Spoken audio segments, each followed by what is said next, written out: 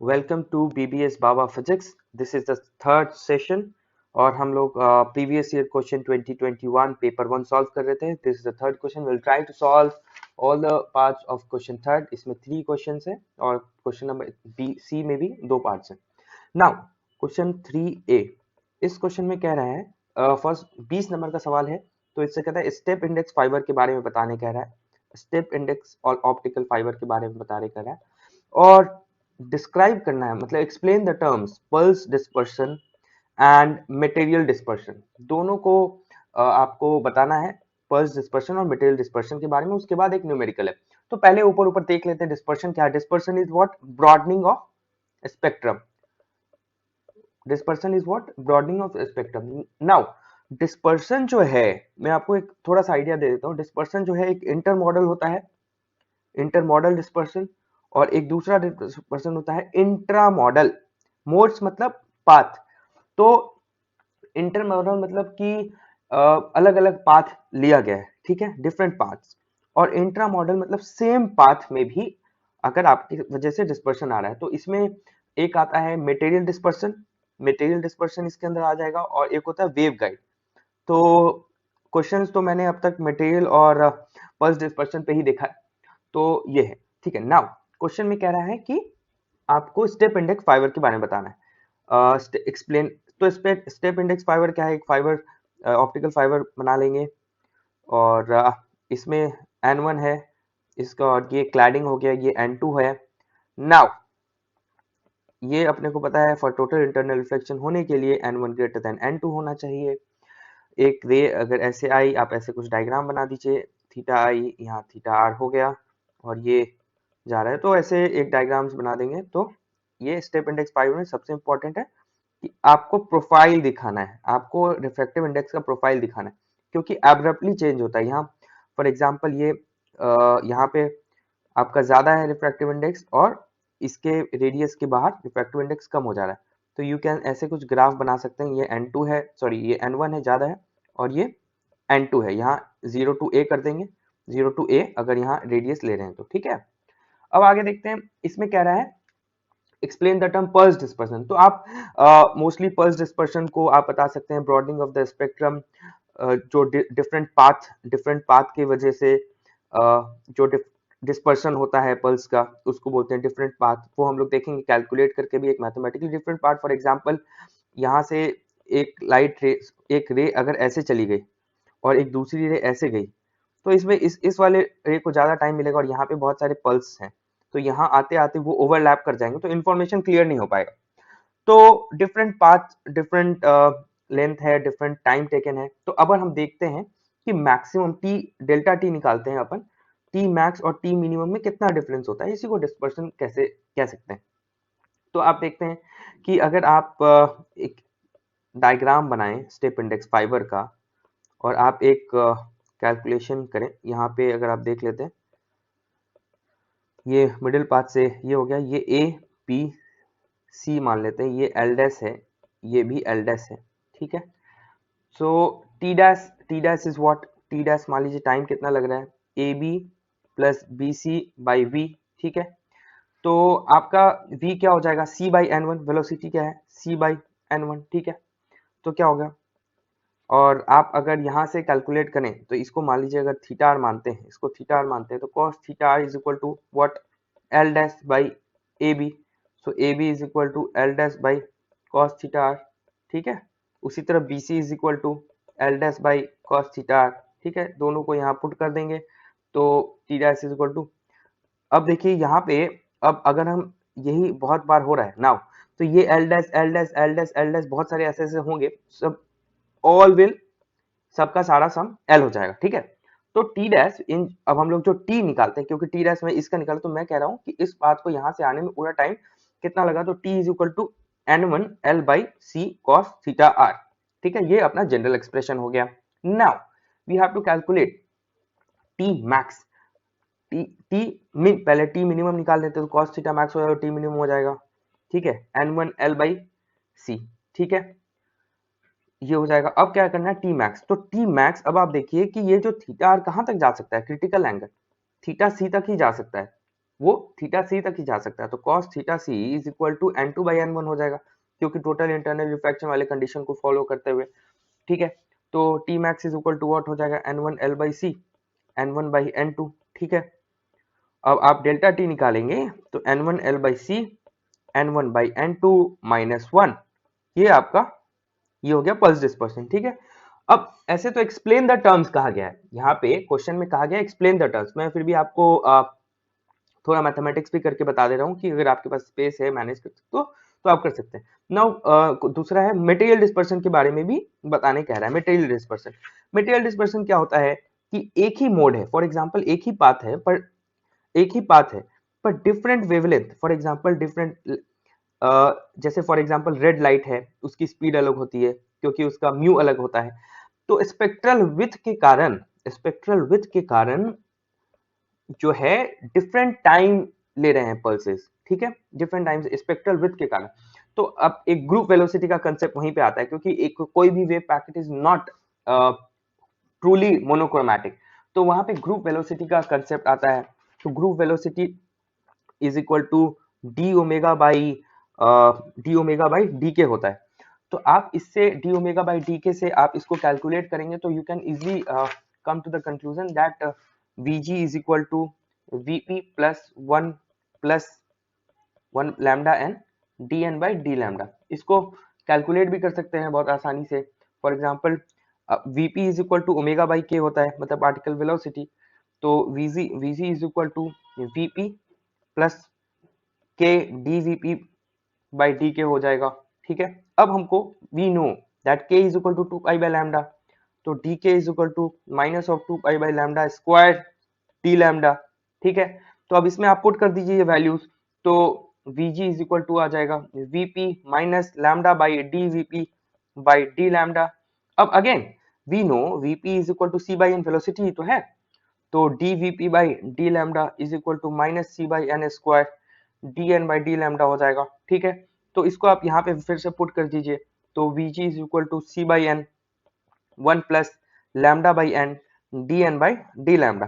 ठीक है, तो 1 बाई वीजी क्या हो जाएगा, 1 by VG we have to calculate, तो N by C 1 plus lambda by N, binomially ये कर देंगे इसको -1 N by C 1 minus lambda by N D N by D lambda. तो अपने को क्या चाहिए, अब मटेरियल डिस्पर्शन चाहिए। तो मटेरियल डिस्पर्शन क्या है, टाइम कितना लग रहा है, टी मटेरियल निकालते हैं, तो एल बाई वीजे आता है, तो N L by C 1 minus lambda by N D N by D lambda. Now ये अभी हमको निकालना है कि टाइम जो डी टी हम करेंगे, क्योंकि टाइम डिफरेंस कितना हो रहा है। ठीक है, तो D T by D lambda हम करते हैं, तो आपको आ जाता है lambda L by C D two N by D lambda two. अब एक कोएफिशिएंट होता है, एक्चुअली एग्जाम में क्वेश्चन में यही दे रखा था, D T material is equal to minus 1 by D 1 L by C D two N by D lambda two. ठीक है, तो यहाँ लैम्डा भी आएगा और यहाँ डी लैम्डा, तो basically D T is equal to D T material is equal to D T lambda D lambda into L. ठीक है, तो मटेरियल डिस्पर्शन निकालना था। तो मटेरियल डिस्पर्शन आपको मैं एक बार फिर से यहाँ लिख देता हूँ, थोड़ा क्लियर हो जाएगा। डी मटेरियल को lambda by C D two N by D lambda two, और ये जो टाइम डिफरेंस है delta T material is equal to ये जो मटेरियल कोएफिशिएंट जो ऊपर मैंने लिखा है into L into delta lambda. ठीक है, ये दो एक्सप्रेशन है। नाउ अब आप डायरेक्ट देख लीजिए, क्वेश्चन पूछ रखा है बहुत सिंपल सा। अब ये इतना कर लिया तो क्वेश्चन आसान है, सोचना है बस थोड़ा। अब optical fibre have a core N1 दिया हुआ है 1.463, N2 दिया हुआ है 1.444। ठीक है, लेजर डायोड लैम्डा नॉट दिया हुआ है 1.50 micrometre with spectral delta lambda दिया हुआ है आपको 2 nanometre. At this wavelength if the material dispersion coefficient दे रखा है आपको 18.23 पिको सेकंड पर किलोमीटर नैनोमीटर। तो कह रहा है फाइंड कैलकुलेट पल्स डिस्पर्सन, कर रहा है। ठीक है, तो ऊपर पल्स डिस्पर्सन फॉर्मूला निकाल ही रखे हैं, तो क्या हो जाएगा N1 L by C N1 by N2 -1। अब ऐसे यहाँ L भी होता है, पर यहाँ क्वेश्चन में दे रखा है पर किलोमीटर, 1 किलोमीटर दे रखा है पर किलोमीटर, ठीक है, तो यहाँ पे पुट कर दीजिए 1.463 into 10 to the power 8, 1.463 by 1.444 minus 1, तो it will be coming 0.0641466 nanosecond per kilometre. ये मेरा आंसर आया है। आप देखिए, आपको अगर कोई दूसरा आंसर आता है तो please let us know, will pin this in the comment after verifying. Now दूसरा है, we have to calculate material dispersion. Material dispersion में निकालना है, तो material dispersion is what we have seen d material into L into delta lambda। बहुत सुंदर, d lambda 18.23 into 1 kilometre, ऐसे भी पर किलोमीटर दिया हुआ है तो ऐसे भी हट जाएगा, into 2 नैनोमीटर, तो 36.46 पिको सेकेंड पर किलोमीटर आंसर आपका आ जाएगा मटेरियल डिस्पर्शन। ठीक है, so we have done question 3A। अगर आपको कोई भी डाउट हो इस क्वेश्चन में या कंसेप्ट समझ में कोई दिक्कत हुआ हो तो let us know, will try to cover in the next video. Now अब क्वेश्चन नंबर 3 पार्ट बी आते हैं। इसमें कह रहा है क्रोमेटिक एबरेशन। क्रोमेटिक एबरेशन के बारे में आपको कह रहा है बताने व्हाट इज क्रोमेटिक एबरेशन। ये क्वेश्चन बहुत बार पहले भी आ सकता है, तो आप वैसे बताएंगे व्हाट इज एबरेशन। एबरेशन अपने में क्या है कि इनएबिलिटी है, inability of a point object to form point image. Point image मतलब पॉइंट ऑब्जेक्ट का अगर पॉइंट इमेज नहीं बन पा रहा है तो इसको एबरेशन कहते हैं, पहली बात। ठीक है, अब क्रोमेटिक, क्रोमेटिक मतलब डिफरेंट वेवलेंथ के कारण, तो aberration that is happening due to different wavelength, है ना, so that is called chromatic aberration. आप डेफिनेशन अपने हिसाब से कर लीजिएगा। अब एक्रोमेटिज्म क्या है, अब now it is asked obtain the condition of achromatism. Achromatism के कंडीशंस को बताने बोल रहा है। तो एक्रोमेटिज्म क्या है कि क्रोमेटिक एबरेशन को जीरो करना, स्पेक्ट्रल विड्थ होने के बावजूद पॉइंट ऑब्जेक्ट का पॉइंट इमेज बन जाए, वैसी कंडीशंस क्रिएट करना, इसको एक्रोमेटिज्म कहते हैं।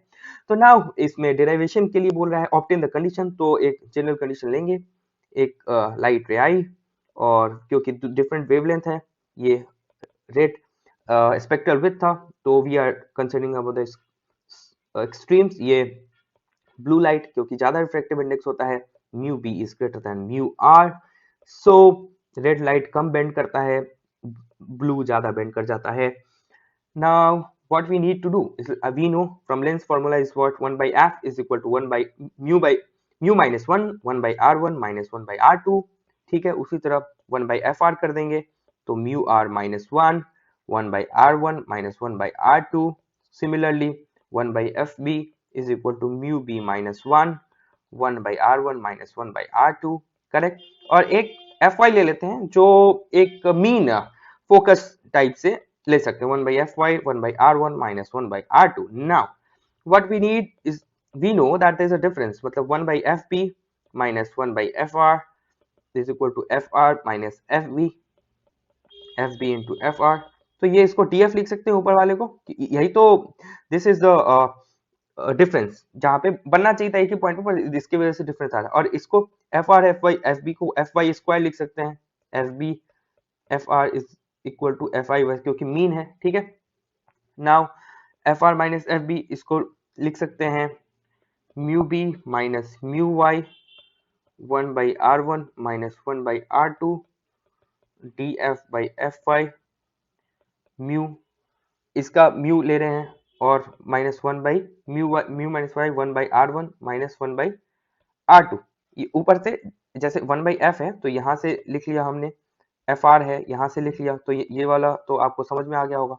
df है, df के जगह हमने एक fy को 1 by fy के जगह म्यू वाई माइनस 1, एक fy को हमने रिप्लेस कर दिया, 1 by fy को यहाँ से रिप्लेस कर दिया क्योंकि r को दिस वाले टर्म को थोड़ा हटाना था अपने को। ठीक है, तो df जो df वैल्यू आई वो क्या आई, mu B minus mu R, यहाँ r होगा, यहाँ r होगा, mu B minus mu R by mu minus 1, मतलब म्यू वाई को मैं म्यू ले रहा हूं क्योंकि मीन रिफ्रैक्टिव इंडेक्स है, म्यू माइनस 1 एफ वाई। ठीक है, अब इसी को थोड़ा ये करना, आपको पता है ओमेगा होता है, ओमेगा जो है आपका डिस्पर्स, ये ओमेगा जो है आपका डिस्पर्सन होता है, तो इज इक्वल टू इसको कैसे डिफाइन करते हैं, extreme deviation by mean deviation. ठीक है, extreme deviation by mean deviation. अब आपको पता है जैसे होता है ना कि यहाँ प्रिज्म में देखते थे तो ये एक्सट्रीम डेविएशन हो गया और ये theta delta R mean deviation हो गया, लीस्ट डेविएशन होता है रेड का। तो ब्लू लाइट का एक्सट्रीम डेविएशन होता है और रेड लाइट का कम होता है तो मीन डेविएशन म्यू माइनस 1। ठीक है, ये मीन डेविएशन है। Now we know delta is equal to mu minus 1 into A होता है, तो so we can replace omega B minus omega R by omega Y minus 1 omega. ये omega आपको calculate हो गया। सो यहां से आप डायरेक्टली लिख सकते हैं D F is equal to omega 1 F1 D F two is equal to omega 2 F2। Now अब आपको कहना है कि कॉम्बिनेशन ऑफ लेंस की वजह से पूछा है, तो इसका F1 है, इसका F2 है। ठीक है, तो आप इसका देखेंगे, इस दोनों कॉम्बिनेशन की वजह से पॉइंट इमेज पे पॉइंट ऑब्जेक्ट बने, यही चाहते हैं अपन। तो इसका नेट फोकस क्या हो जाएगा, 1 by F is equal to 1 by F1 plus 1 by F2 minus of T by F1 F2। और क्वेश्चन में साफ साफ लिख रखा है, can combination of two thin lenses in contact, contact जैसे ही का टी जीरो हो गया, there is no need to differentiate that. तो 1 by F square D F 1 by F1 1 by f1 square df1 minus 1 by f2 square df2। ठीक है, तो इसको कैलकुलेट कर देंगे और df को जीरो करना है, क्योंकि यही तो हमारा कंडीशन है इक्विमोमेट्रिज्म की, df जीरो सेम पॉइंट पे दोनों, even if there is spectral width तब भी सेम पॉइंट पे मिले। सो कंडीशन आता है omega 1 f2 plus omega 2 f1 is equal to zero. Now एक टेल जोड़ दिया है क्वेश्चन में, can this system work as इक्विमोमेट्रिक डबलेट, इक्विमोमेट्रिक डबलेट की तरह वर्क कर सकता है कि नहीं। If both are of same material, same material के हो तो, सेम मटेरियल के हो तो मतलब क्या, आप तो इसका मतलब omega is equal to mu B minus mu R by mu Y minus 1, ऊपर हमने प्रूव कर रखा है। अगर सेम मटेरियल के हो गए तो इसका मतलब क्या हो जाएगा, omega 1 is equal to omega 2। इसका मतलब ओमेगा कॉमन ले लेते हैं तो f1 प्लस f2।